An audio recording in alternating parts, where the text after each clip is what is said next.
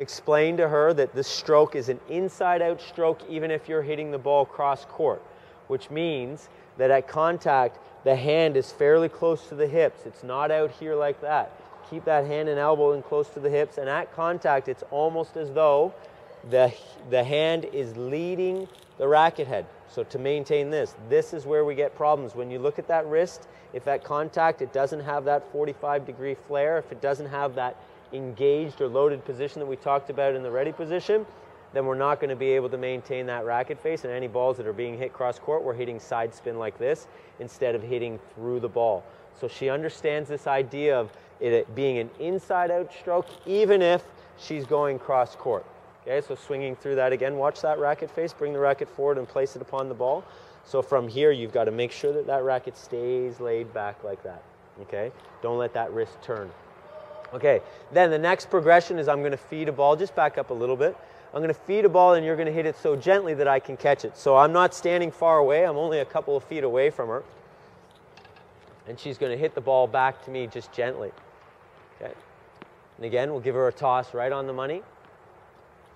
That's it. So she's spinning the wheel. The first turn, the sit, and stroke. So the first movement is and stroke. So a lot of balls like this where the player is pausing at the end, get her to pause at the end so that she can show us that she has that balance, she has that ability to finish.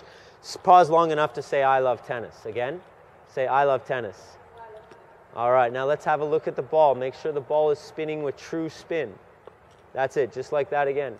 Sit down and spin up the back of the ball. There, it's better. Now she's hitting a few balls. She's starting to get warmed up. So here we are in our lesson. We've gone through our Agassi warm-up. We've spent about 5 minutes getting the muscles loose. Then we've done some shadow swings. So it's a good 10 minutes before your players even hit a tennis ball. Okay, you don't have to hit tennis balls to improve. Shadow swinging is a great way to create that muscle memory.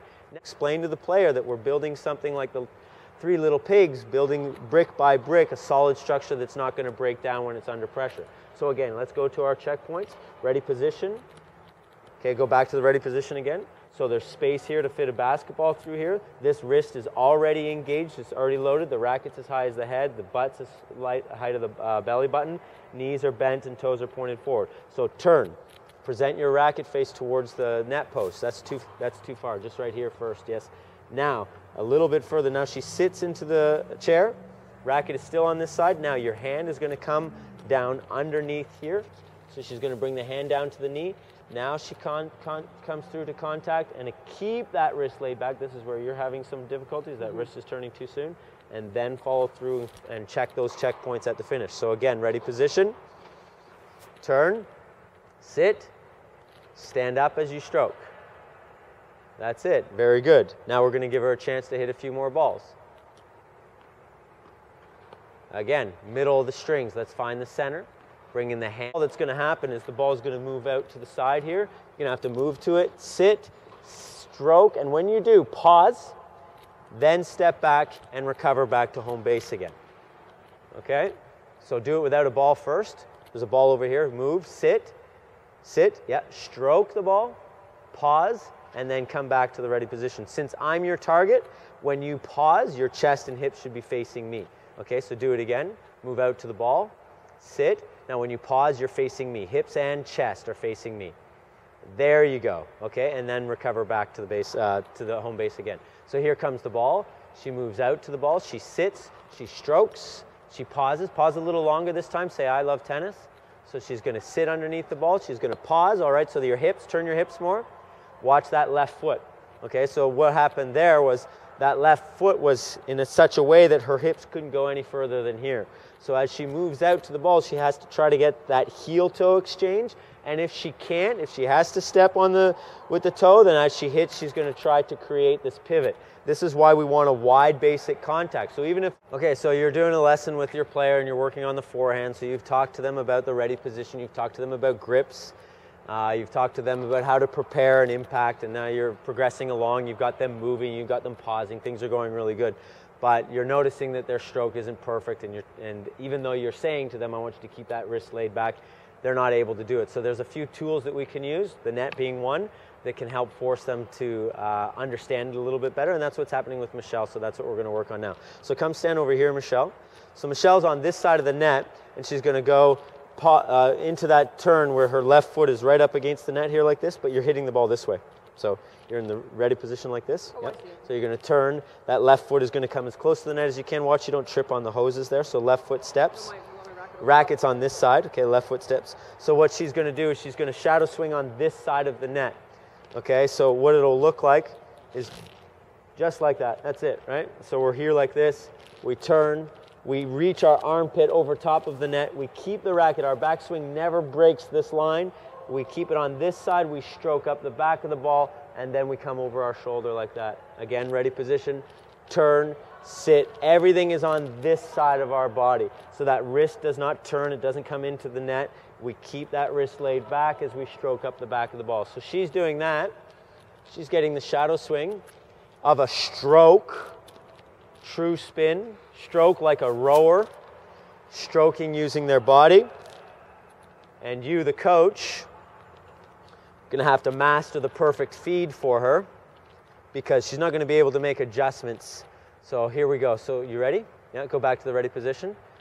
We're going to throw a ball so that she's forced to hit the ball truly inside out. That ball there was probably too wide for her. This ball here is perfect. Okay, again, shadow swing. So she might hit 1 or 2 balls and then we'll make her shadow swing again. And you can see how that wrist is being, it's difficult for you, eh? Keeping that wrist laid back. Start in the ready position again. Turn, sit, and stroke. Racket stays on that side of the body. Elbow is close to the hip. And then lead with that inside of the racket. Okay, again, ready position. This will create this true spin. She's got to get used to this idea, this concept of hitting on just that side of her body. The racket stays there. Okay, again, ready position. So turn, sit, stroke. The reason I'm making her shadow swing right now is the last ball that she hit was too jerky, too broken up. Again, you can swing a little bit quicker now. That's it. Not that fast, but acceleration, yeah. That's it. You'll notice that for a lot of the players, that one's a little too narrow. It'll look very robotic, and just don't judge the stroke as a finished product because it's nowhere near finished. Okay, shadow swing again. Turn that body totally sideways. That's it.